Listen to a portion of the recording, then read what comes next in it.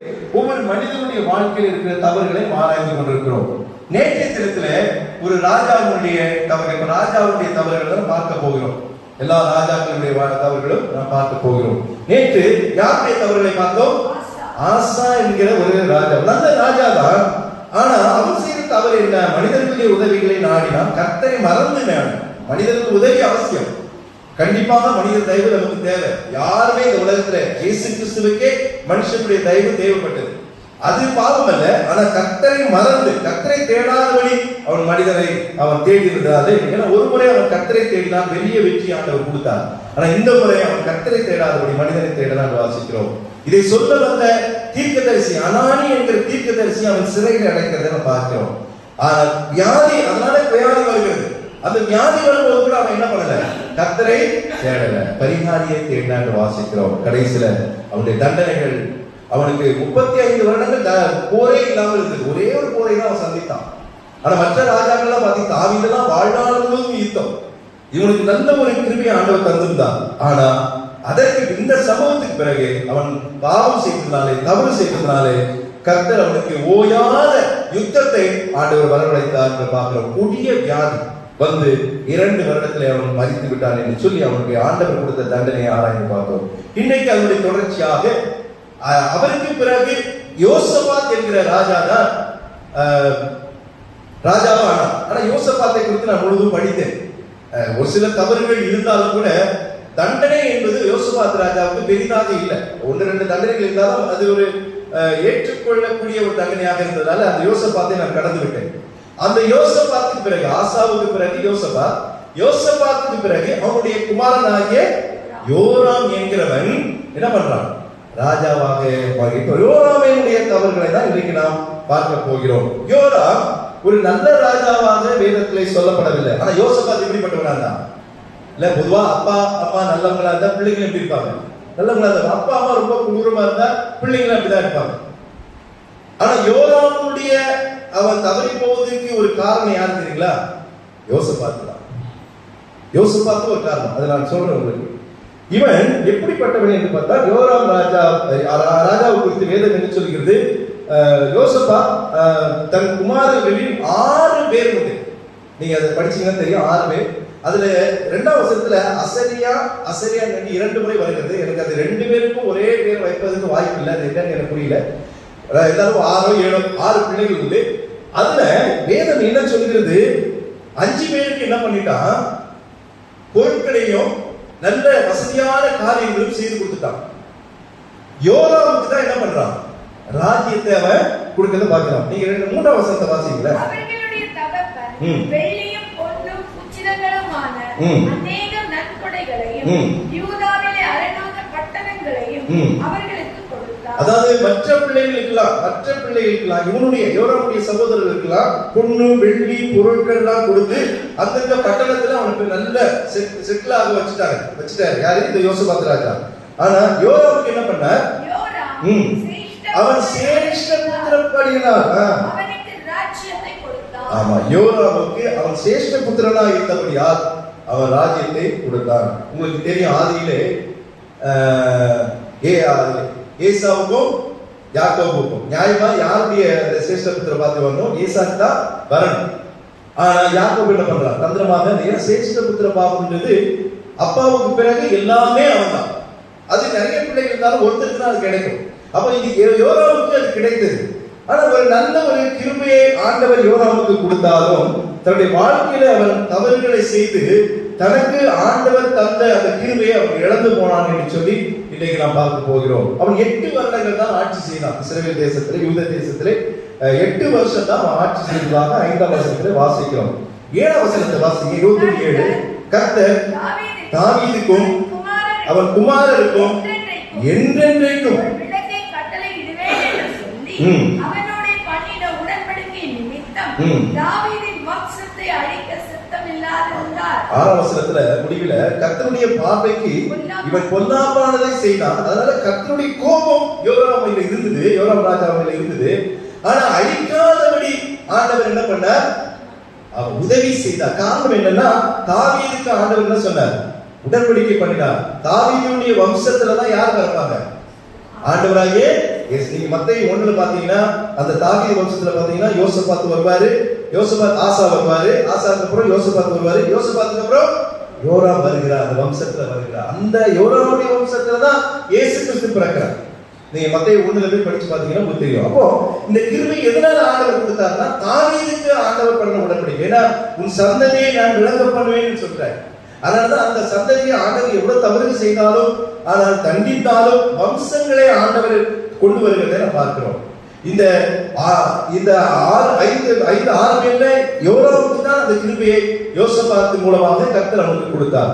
ஒரு நல்ல ஒரு கிருபையை பெற்றிருந்த இந்த யோராம் வாழ்க்கையில பல தவறுகள் செய்து தண்டனைக்கு விழுந்து அவன் தப்பாமல் அவன் மடிந்து போனதாக வேதம் சொல்கிறது. அதை தான் இன்றைக்கு நாம் பார்க்க போகிறோம். அவன் செய்த தவறுகள் என்ன?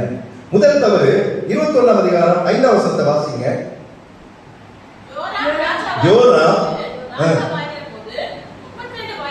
இல்லமா 21:5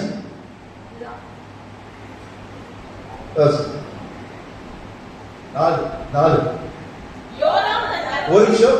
பைபிள்ல உங்களுக்கு அது 5 இருக்குதா 4 இருக்குதா? இல்ல 7 வசனத்துல ரெண்டுமே 5 வருது. அதுதான் கொஞ்சம், அதாவது 3க்கு அப்புறம் 4 வசனம் வரணும். ஆனா எனக்கு 5 இருக்கு. சரி, நம்ம 4வது வசனத்தை வாசிப்போம். யோராம் தன்னுடைய ராஜ்ய பாரத்திற்கு வந்து தன்னை பலப்படுத்தி கொண்ட பின்பு, நல்ல கவனிங்க, ராஜ்ய பாரத்துக்கு வந்த பிறகு உடனே நடக்கல இந்த சம்பவம். என்ன பண்றான்? தன்னை பலப்படுத்தி கொண்ட. அந்த வார்த்தையை நீங்க அண்டர்லைன் பண்ணி வைக்கணும். நிறைய நேரத்துல நாம கஷ்டப்படும் போது நம்ம ஆண்டவருக்கு பிரியமாய் நடக்கிறோம். ஆனா நாம ஒரு அளவுக்கு அப்படியே வளர்ந்து நிக்கிறோம்னு வச்சுக்கலாம். அப்ப நம்ம என்ன பண்றோம்? கர்த்தரை மறந்து கர்த்தருக்கு பிடிக்காத காரியங்களை செய்ய ஆரம்பிக்கிறோம்.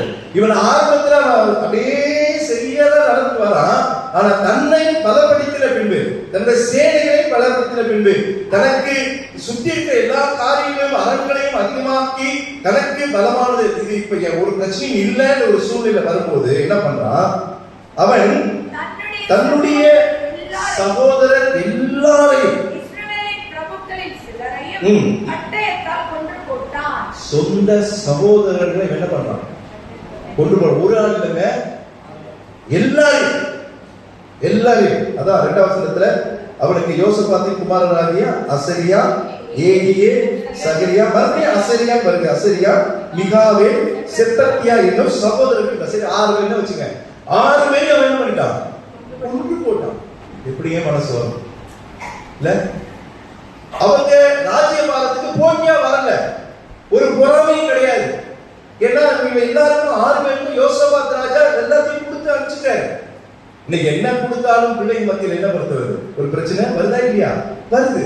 எனக்கு சரியா கொடுக்கல, உனக்கு சரியா கொடுக்கல, இது ஆதி காலத்துல வருது. ஆனா இந்த சகோதரர்கள் அப்படிப்பட்டவர்கள் அல்ல. ஆனாலும் தான் பலமா இருக்கணும் என்பதற்காக தான் பலப்படுத்தின பின்பு என்ன பண்றா? இனி பிரச்சனை வரக்கூடாது. சேஷபுத்திர பாகம் யோராமுக்கு தான். இதுக்கப்புறம் யாராலும் மாற்ற முடியாது. ராஜாவாயிட்டான். இவர்களை கொல்ல வேண்டிய அவசியமே இல்லை. துணிகரமான பாவம். யோராம் ராஜா, அதாவது கர்த்தருக்கு பொல்லாப்பானதையே என்ன பண்றான்? செய்தான் என்று வாசிக்கிறோம். ஒரு சகோதரர் 6 பேர் என்ன பண்ணான்? வெட்டி கொண்டான். அது மட்டும் இல்ல, பிரபுக்களில் சிலரையும் பட்டயத்தால் கொண்டான்னு வாசிக்கிறோம். ஏன் பிரபுக்கள்னா இவனுக்கு எதிராக நினைக்கிறவர்களே என்ன பண்ணிட்டான்? அப்படிலாம் ராஜாவா இருக்க முடியுமா? எவ்வளவு பெரிய தவறு அவன் செய்தான் யோசிச்சு பாருங்க. சகோதரர்களை கொலை செய்தது தேவனுடைய பார்வையிலே முதல் தவறு, முதல் பாவமாக ஆண்டவர் அதை எண்ணினா என்று வாசிக்கிறோம். 2வது தவறு என்ன தெரியுங்களா? அதை 21ஆம் அதிகாரம் 6ஆம் வசனத்தை வாசிங்க. யாருடைய ராஜாக்களின் வழி நடந்தா? இப்ப இவன் யூத தேசத்தின் ராஜா. ஏன்னா ரெகபியாவுக்கு சாலமோனுக்கு பிறகு ரெகபியா, அது ரெகபியாம இருந்த போது ராஜ்யம் 2ஆக பிரிந்தது. ரெகபியாம், யெரொபெயாம் 2ஆக பிரிந்து விட்டது. அப்போ ரெகபியாவுக்கு 2 ராஜ்யங்கள் தான். யூத ராஜ்யம் கூட இன்னொன்னு. ஆனா யெரொபெயாமுக்கு 10 கோத்திரத்தினுடைய ராஜ்யங்கள் கிடைத்தது. ஆனா இந்த 2 ராஜ்யங்கள்ல யெரொபெயாமுடைய வழியில, ரெகபியாமுடைய வழியில தான் இவங்க நடக்கணும். ஏன்னா அதுலதான் தாவீதுடைய வழிகளில் வருகிறது. ஆனா இவன் யார் வழியில் நடந்தா தெரியுங்களா? யெரொபெயாமுடைய வழிகள், இஸ்ரவேல் பிரிந்து போன இஸ்ரவேல் ஜனங்களுடைய அந்த வழிகளில் நடந்தான் வாசிக்கிறோம். தொடர்ந்து வாசிங்க. அது குறிப்பா இந்த வார்த்தையை நல்லா கவனிக்கிறோம். யாருடைய? ஆகாபின் வீட்டார் செய்தது போல செய்தார். ஆகாபின் குமாரத்தி அவனுக்கு மனைவியாய் இருந்தாள். அவன் கர்த்தரின் பார்வைக்கு பொல்லாப்பானதை செய்தான். அவன் ஏற்கனவே நம்ம ஆகாபை குறித்து நாம் பார்த்தோம். அவருடைய மனைவி யாரு? யாரு? இயேசபேல். ஞாபகம் இருக்குங்களா அந்த வார்த்தை? ஆகாபுடைய மனைவி இயேசபேல். ஆகாபு மாதிரியே ஒண்ணுக்கு ஒன்று சளைக்காத கொடுமையான ஒரு மனைவி யாரு? யோசேப்பு. என்னன்னா யோசபாத் ஒரு தவறு இருந்ததுன்னு சொன்னல. என்ன தவறு செஞ்சா தெரியுமா? யோசபாத் நல்ல ராஜா தான். ஆனா வேதம் சொல்கிறது அவன் ஆகாபோடு சம்பந்தம் வைத்தான் என்று வாசிக்கிறோம். அது எங்க வருதுன்னா, நீங்க 2 நாளாகமம் 18ஆம் அதிகாரம் இல்ல 1ஆம் வசனத்தை வாசிங்க. யோசபாத்துக்கு மிகுந்த ஐஸ்வர்யமும் கனமும் உண்டாயிருந்தது. என்ன சம்பந்தம்னா, யோசபாத்துடைய பையன் தான் யோராம். யோராமுக்கு யார பொண்ணு எடுத்தா தெரியுமா? இந்த ஆகா இயேசபேல் இருக்காங்கல்ல, அவங்களுக்கு பிறந்த பேர் என்ன தெரியுமா? அத்தாலியா என்கிற பேர்ல தான் இந்த யோராம் என்ன பண்றான்? மணந்து கொள்கிறான். இந்த கதையை உங்களுக்கு நாளைக்கு நான் உங்களுக்கு சொல்ல போறேன். இப்போ இந்த யோராம் ராஜா என்ன வேதம் சொல்கிறது? 21ஆம் அதிகாரத்துல அவன் தவறான வழிகளிலே நடந்தான் என்று வேதம் சொல்கிறது. அது யாருடைய வழிகளிலே? இஸ்ரவேல் ராஜாக்களுடைய வழியில் நடந்து ஆகாபின் வீட்டார் செய்தது போல செய்தான் என்று வாசிக்கிறோம். ஆகாபினுடைய குமாரத்தி அவனுக்கு மனைவியாக இருந்தால் அவன் கர்த்தரின் பார்வைக்கு பொல்லாததை செய்தான். கர்த்தருடைய வார்த்தையை அவன் மீறி நடந்தான். என்ன பொல்லாப்பு செய்தான்னா, நான் ஏற்கனவே சொல்றது எல்லா ராஜாக்களிடம் இருந்த ஒரு தவறு என்ன தெரியுமா? விக்கிரகாராதனை. மேடை ஆனாவுன்னா போய் ஒரு மேடையை கட்டி ஒரு தெய்வத்தை செஞ்சு அதை வச்சு அதை என்ன பண்ணுவாங்க? பலிபீடம் பண்ணுவாங்க. இப்போ கர்த்தருடைய கணத்தை, கர்த்தருடைய வார்த்தையை மீறி செயல்படின ஒரு யோராம் ராஜனை 11ஆம் வசனத்தை வாசிங்களேன். அவன் யூதாவுடைய மலைகளின் மேல் மேடைகளை உண்டாக்கி எருசலேமின் குடிகளை சோரம் போக பண்ணி பாத்தீங்களா? அவன் மாத்திரம் இல்லைங்க, என்ன நடந்தது? அந்த ஜனங்களையும் அவன் என்ன பண்ணான்? அவன் ஏறி விட்டான். என்னது? இதெல்லாம் நீங்க வணங்கணும். அப்போ அவன் ஜனங்களை கூட சீர்கேடுபடியாக ஒரு செயலில் ஈடுபடுகிறான். இவன் ஒரு நல்லவனா இருக்கிற மாதிரியே தெரியல. எப்போ ஒரு சகோதரரை அவன் கொண்டு போடுறானே, அப்பவே அவன் மனசுல நல்லவனாக அவன் இருக்க வாய்ப்பே கிடையாது. அதுவும் கூட இருக்கிற ஒரு மனைவி யாரு? ஆகாப் இயேசபேலுடைய மகள். இப்ப அவ எப்படி இருப்பாங்க யோசிச்சு பாருங்கல்ல. இப்போ இந்த பெரிய பாவங்களை செய்யும்படியாக இவன் துணிந்ததுனாலதான் கர்த்தருடைய தண்டனை அவன் பெற்றான் என்று வாசிக்கிறோம். அது மாத்திரம் இல்லாம நீங்கள் 21ஆம் அதிகாரம் 13ஆம் வசனத்தை தொடர்ந்து வாசிங்க. 21:13. ஆகாபுடைய குடும்பத்தின் சோர மார்க்கத்திற்கு ஒத்தபடியே யூதாவையும் இஸ்ரவேலின் குடிகளையும் சோரம் போக பண்ணி உன்னை பார்க்கிலும் நல்லவர்களாய் இருந்த தகப்பன் வீட்டாரான சகோதரரையும் கொன்று போட்ட. இது எலியா தீர்க்கதரிசி ஆண்டவருடைய வார்த்தையை யோராமுக்கு சொல்லுகிறார். ஏன்னா யோராமின் காலத்துக்கு எலியா தீர்க்கதரிசி இருந்தார். அவர் ஒரு கடிதத்தை எழுதி இவர்கிட்ட அவங்க சொல்றாரு. என்ன சொல்றாரு? நீங்கள் இஸ்ரவேல் ராஜாக்களுடைய வழியில் நடந்தது மாத்திரமல்லாமல் ஆகாபுடைய குடும்பங்களில் இருக்கிற அவருடைய வழியை நீங்க பின்பற்றி நீங்கள் யூதா மக்களையும் எருசலேமையும் சோரம் போக பண்ணினதால கர்த்தர் உன் தகப்பனுடைய உன் தகப்பன் வீட்டான உன் சகோதரனையும் கொன்று போட்டபடியா எல்லா தப்பையும் இங்க சொல்லிட்டார். யாரு? எலியா தீர்க்கதரிசி ஆண்டவருடைய வார்த்தை கேட்டு சொல்லிட்டார். அப்போ இங்க மக்களையும் பாவம் செய்ய தூண்டுகிறார். நம்மால மற்றவர்கள் என்ன பண்ணக்கூடாது? கெடக்கூடாது. நம்மை பார்த்து மற்றவர்கள் திருந்தணும். நம்மை பார்த்து மற்றவர்கள் நாம் மற்றவர்களை சொல்லி கெடுக்க கூடாது. இவன் தானும் கெட்டது இல்லாம யூத மக்களையும் கெடுக்க வைத்தான், எருசலேம் மக்களையும் கெடுக்க வை, இஸ்ரவேல் எல்லாரும். இவன் ஒரு நல்ல குணமே இல்லைங்க. இப்படிப்பட்ட ஒரு இந்த வம்சத்துலதான் ஆண்டவராகிய இயேசு கிறிஸ்து பிறந்தார். ஏன்னா தாவீதுக்கு உடன்படிக்கை பண்ணி வைத்தார். அவன் மக்களை பாவம் செய்ய சொன்னான். இதனால அவன் பெற்ற தண்டனை என்ன தெரியுமா? பாத்துருவோமா? 2 நாளாகமம் 21ஆம் அதிகாரம் 14ஆம் வசனத்தை வாசிங்க. இந்த எலியா இந்த நிருபத்தை எழுதி இப்ப சொன்னார்ல, சகோதரனை கொன்று போட்டபடியால் என்ன நடக்கும் என்பதை சொல்றார். இதோ கர்த்தர் உன் ஜனத்தையும் உன் பிள்ளைகளையும் உன் மனைவிகளையும் உண்டான எல்லாவற்றையும் மகாவாதையாக பாதிப்பார். பாத்தீங்களா? ஆண்டவர் பனிஷ்மெண்ட். என்ன பனிஷ்மெண்ட்? உன் ஜனம். உன் ஜனம்னா அது பெண் சைடு இருக்கலாம், இவன் சைடு இருக்கலாம். உன் ஜனம், உன் பிள்ளைகள், உன் உன் மனைவி இல்ல, மனைவிகள். நிறைய மனைவிகள் உண்டு. ராஜாக்களுக்கு நிறைய மனைவிகள் இருக்கு. மனைவிகளையும் உனக்குள்ள எல்லாவற்றையும் என்ன பண்ணுவேன் அப்படின்னா, எல்லாவற்றுமே என்னது? ஆடு மாடு கோழி கழுதை என்னென்ன வச்சது எல்லா ஜீவராசிகளையும் என்ன பண்ணுவேன்? மகாவாதையால். இவ்வளவு தவறு செய்த ஆண்டவர் விடுவாரா? இல்ல, ராஜாவாக்கிட்டார். ஏன்னா வம்சம் வரணுமே, ராஜாவாக்கிட்டார். அதனால 8 வருஷத்துல இவன் என்ன பண்ணான்? எல்லாத்தையும் இழந்து போகிறதை நாம் பார்க்கிறோம். செய்த தவறுனால குடும்பம் தண்டிக்கப்பட்டது. கர்த்தர் குடும்பத்தை தண்டிக்கிறார். ஒரு மனிதனுடைய தவறு.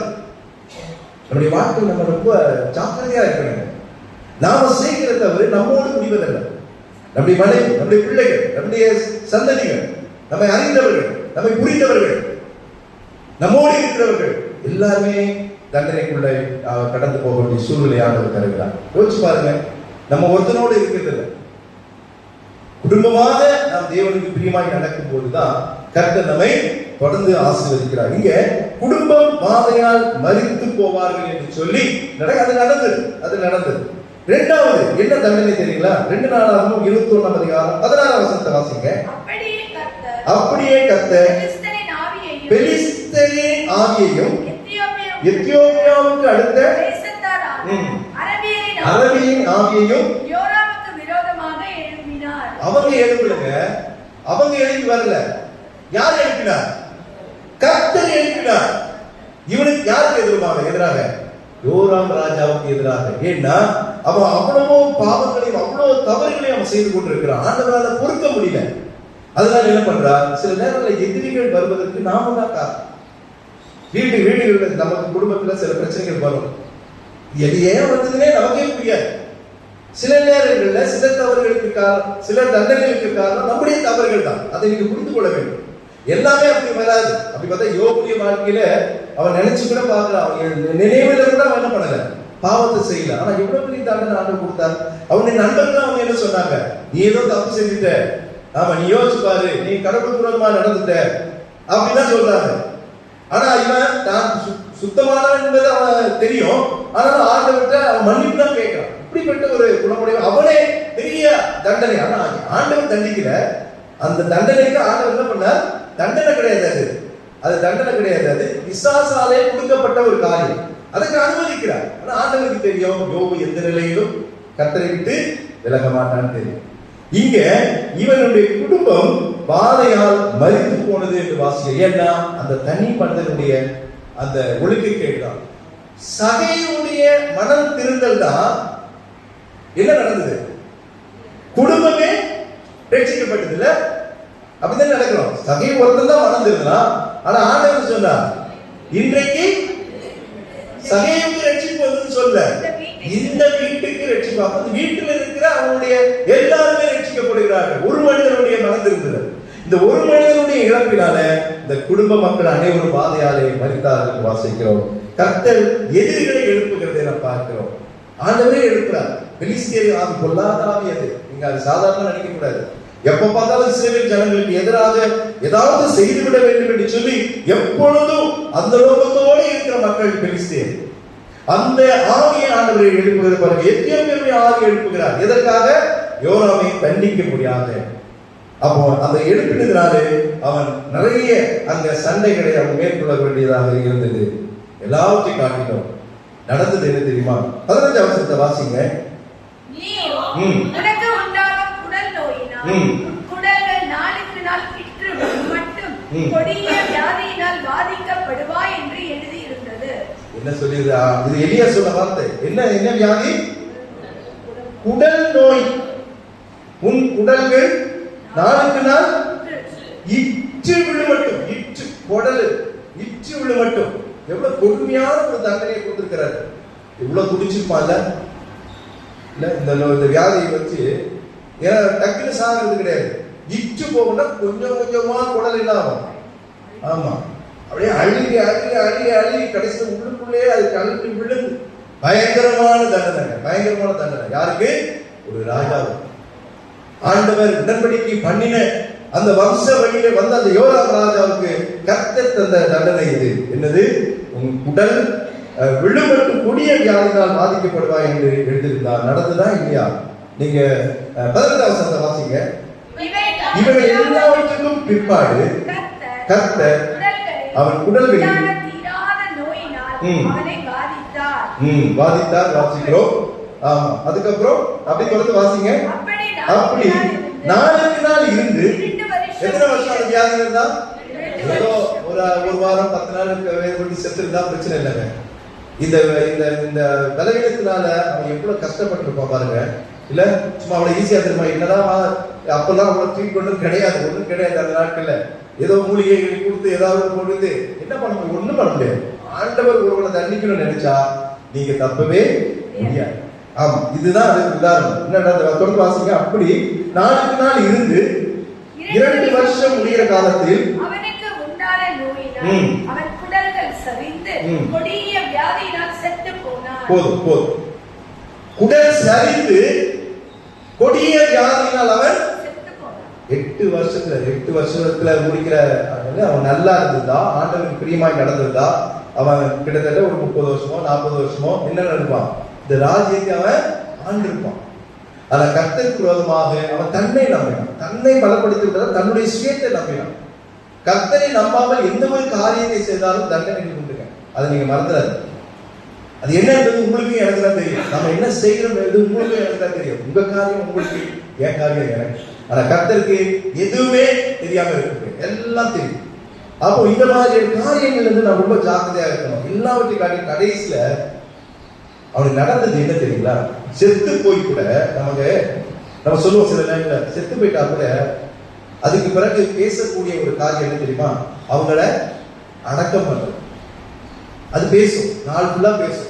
எதையோ ஒன்று நம்ம செய்ய மாட்டோம். நமக்கு ரொம்ப குடும்பத்துல ஒருத்தர் ரொம்ப வேண்டிய மட்டும்னா சரி இறந்து போயிட்டாங்கன்றதுக்காக அப்படியே போட்டு மாட்டோம். என்ன பண்ணுவோம்?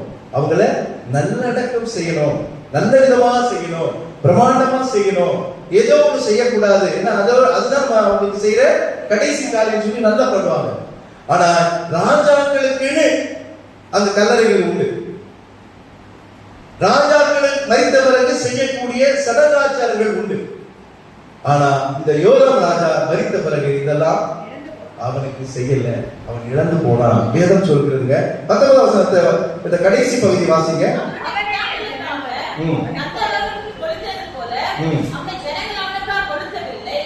அவன் ராஜாவாகிற போது 32 வயதாய் இருந்து 8 வருஷம் எருசலேமில் அரசாண்டு விரும்புவார் இல்லாமல் இறந்து போனான். அவனை தாவீதின் நகரத்தில் அடக்கம் பண்ணாங்க.